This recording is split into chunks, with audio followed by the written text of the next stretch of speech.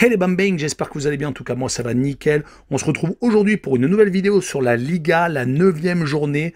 Pas mal de matchs à analyser, il y en aura deux de moins car ils ont été reportés, c'est-à-dire Grenade contre l'Atlético de Madrid et le Real de Madrid contre l'Athletic Bilbao. Toujours pareil à cause de la trêve internationale où les internationaux sud-américains arrivent super tard. Ils ont encore joué dans la nuit de jeudi à vendredi. Par contre, les autres matchs sont Levante contre Retafe, la Real Sociedad contre Mallorca, le Rayo Vallecano contre Elche, le Celta Vigo contre Séville, Villarreal Osasuna, Barcelone Valence, et enfin Alaves contre le Betis de Séville et l'Espagnol de Barcelone contre Cadix. Mais avant de commencer, n'hésitez pas à vous abonner à ma chaîne, à mettre un petit pronostic pour les comparer à mes analyses et également lâcher un petit pouce pour référencer la vidéo. N'oubliez pas qu'en description, vous avez mon lien Telegram. Vous cliquez dessus et vous nous rejoignez et tous les jours, je vous donne 2 codes safe et une code fun. Je vous donnerai sur chacune de mes vidéos un score exact et une code sécurisé ou fun par match analysé. Je vous recommande également de jouer mes codes en match simple pour éviter des surprises lors d'éventuelles combinaisons malheureuses. Je vous donnerai mes codes sécurisés par rapport à des away no bet, home no bet, draw no bet. Ce sera surtout des codes sécurisés donc et également des doubles chances et des plus ou moins un certain nombre de buts. C'est parti! J'aimerais mettre en avant un nouveau partenariat avec un site d'actualité sportive où plusieurs sports sont abordés, comme le football, le basket et la NBA en particulier, le tennis, la boxe. Vous pourrez également y trouver tous les résultats de vos matchs en live score, c'est ultra complet. En tout cas, c'est là maintenant où je me rends. Et également, vous trouverez les cotes de bookmakers comme 1xBet, Interwetten, bwin, Bet365 entre autres, qui sont réactualisés en live. Franchement, allez-y, surtout que le site est en train de se lancer. Il y a également une boutique qui est présente où vous pouvez acheter des équipements sportifs et il y aura bientôt une billetterie qui sera en place où vous pourrez acheter, vendre, voire échanger des places, que ce soit de concerts ou de matchs. Et bientôt sera mis en place un jeu concours où vous pourrez gagner le maillot de votre équipe favorite, peut-être le billet du match de foot de votre équipe favorite, et également un code promo pour une grande enseigne de vêtements de sport. En tout cas, n'hésitez pas à aller en description, vous avez le lien de ce site qui s'appelle Passion Sportive et n'hésitez pas à y aller. Et avant d'attaquer l'analyse des 10 matchs, le classement, le Real de Madrid est premier avec 17 points, deuxième l'Atlético de Madrid avec le même nombre de points et troisième la Real Sociedad également avec 17 points, donc vraiment très serré en tête. Quatrième Séville avec 14 points mais avec un match en retard. Cinquième Osasuna avec 14 points également. Sixième, et c'est une petite surprise, le Rayo Vallecano avec 13 points. Septième, l'Athletic Bilbao avec le même nombre de points, c'est-à-dire 13. Huitième, Valence avec 12. Et neuvième, Barcelone avec 12 points. Donc très mal classé, mais bon, que 5 points de retard sur la tête, avec une seule défaite. 17e, donc en fin de classement, Grenade avec 6 points. 18e, Levante avec 4 points.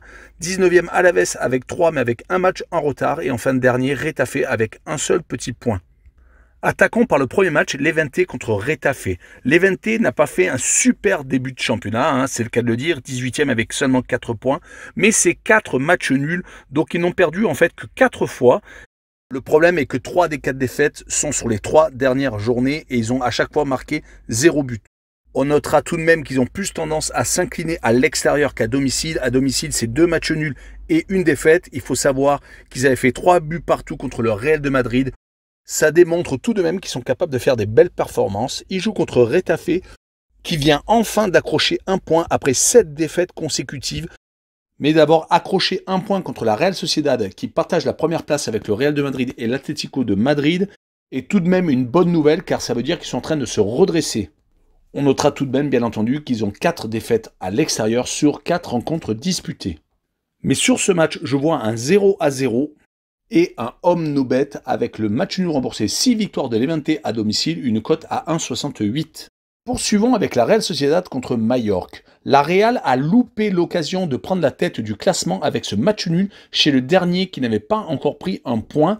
C'est quand même une contre-performance, mais je ne pense pas que ça devrait engendrer des mauvais résultats par la suite, car jusqu'à présent, ils ont été très solides. Sur 4 réceptions, ils n'ont pas encore pris un but à domicile. Ils ont fait 3 victoires, 1 but à 0. Ils ont fait 0-0 contre Séville. À l'extérieur, on notera qu'une seule défaite, c'était au FC Barcelone dès la première journée. Depuis, ils se sont vraiment rattrapés avec 2 victoires sur 2 matchs en déplacement. Pour finir, on notera les 2 matchs nuls en Ligue Europa, un contre le PSV Eindhoven et un contre l'AS Monaco.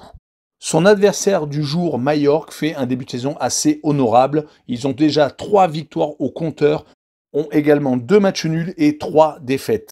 On notera tout de même qu'ils restent sur 2 revers à l'extérieur, dont un 6-1 encaissé au Real de Madrid. Donc sur ce match, je vois la Real Sociedad s'imposer 1-0, je vois les 2 équipes ne pas marquer et une cote à 1,67. Poursuivons avec le Rayo Vallecano contre Elche. Le Rayo Vallecano fait vraiment un début de saison exceptionnel pour une équipe qui, à la base, comptait jouer le maintien. Ils sont à une 6e place. Ils ont déjà pris 13 points, n'ayant à chaque fois réussi à s'imposer à domicile avec des scores pas négligeables du tout, comme le 4-0 contre Grenade, le 3-0 contre Retafe et le 3-1 contre Cadix. Combiné à quelques bons résultats à l'extérieur, comme la victoire à l'Athletic Bilbao ou le match nul à Levante, ça donne une équipe qui lutte pour les places européennes, même si ça risque de ne pas durer. De son côté, Elche, ce n'est pas ridicule non plus. Ils viennent de sortir d'une victoire contre le Celta Vigo avant la trêve internationale, même s'il restait sur 2 défaites consécutives, mais c'était à Villarreal et à la Real Sociedad. On notera qu'à l'extérieur, sur les 4 déplacements depuis le début de la saison, ils ont tout de même eu 3 défaites et ont gagné une seule fois, c'était à Retafe lors de la 4e journée. Mais sur ce match, je vois le Rayo Vallecano s'imposer une fois de plus à domicile et je vois un score de 3-1 et je vois le plus de 2,5 buts sur le match, une cote à 2,12. Continuons avec le Celta Vigo qui reçoit Séville.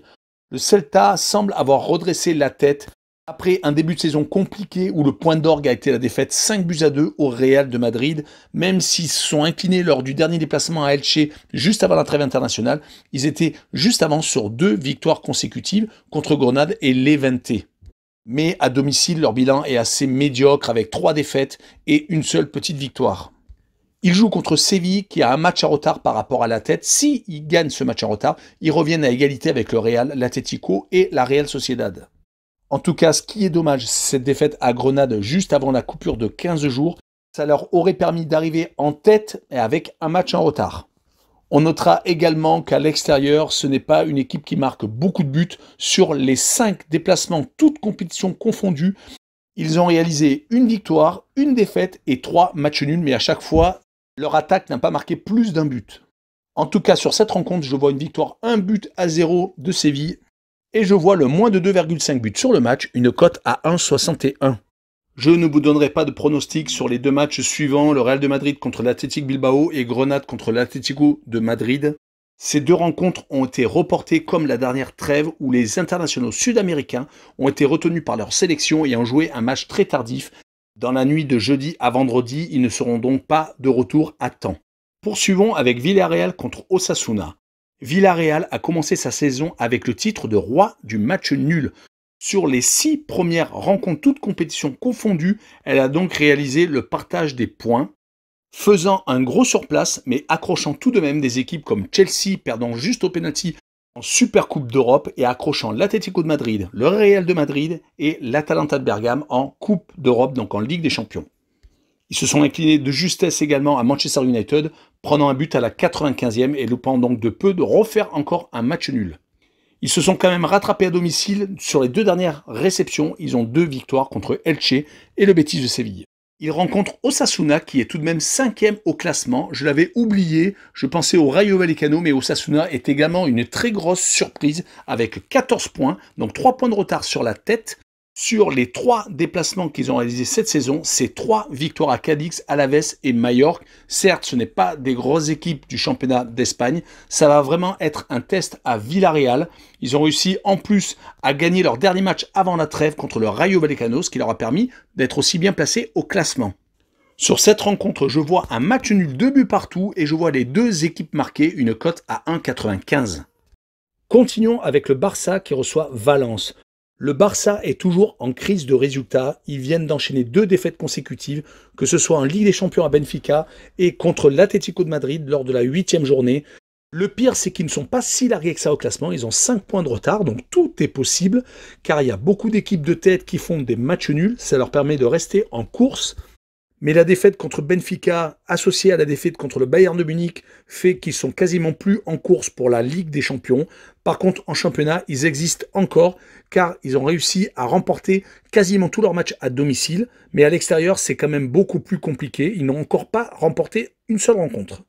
Leur match ne sera pas remporté ce week-end, donc ils vont peut-être pouvoir remonter à 2 points de la tête. En tout cas, ils reçoivent Valence, qui de leur côté sont sur 4 matchs sans victoire. Ils avaient très bien commencé le championnat, mais depuis leur défaite contre le Real de Madrid à domicile, c'est un petit peu plus compliqué car ils ont enchaîné avec une défaite à Séville et ont fait 2 matchs nuls consécutifs contre Bilbao et à Cadix lors de la dernière journée avant la trêve.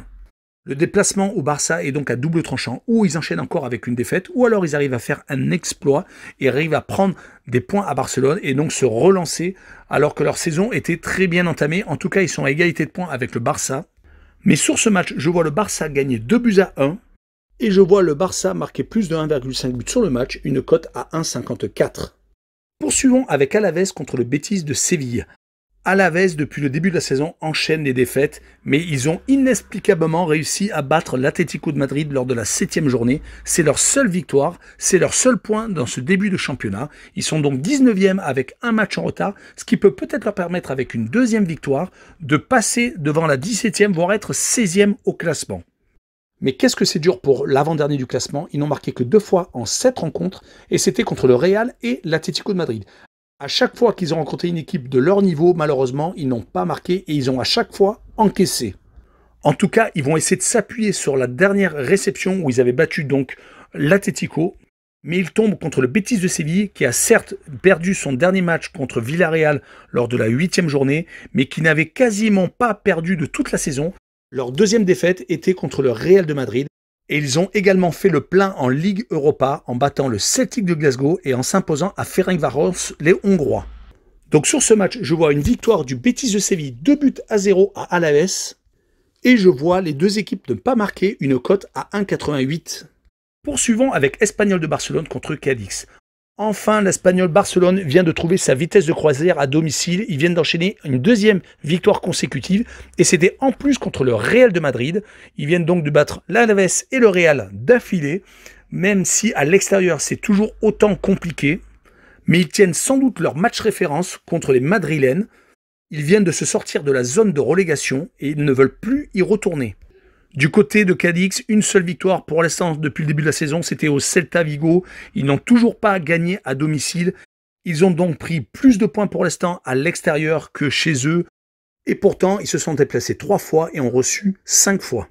Par contre, on notera qu'à domicile, ils ont fait 2 0-0 consécutifs, dont un contre le FC Barcelone. Donc ils sont tout à fait capables de mettre les barbelés et d'avoir une défense qui tient tout le match. Donc sur ce match, je vois une victoire de l'Espanyol de Barcelone, 1-0, et je vois le moins de 2,5 buts sur le match, une cote à 2,12. Voilà, on en a fini avec cette vidéo sur la Liga. N'hésitez pas à nous rejoindre, le lien Telegram est dans la description en dessous de la vidéo. N'hésitez pas également à aller voir le site d'actualité sportive Passion Sportive et également abonnez-vous. Ciao les bambins!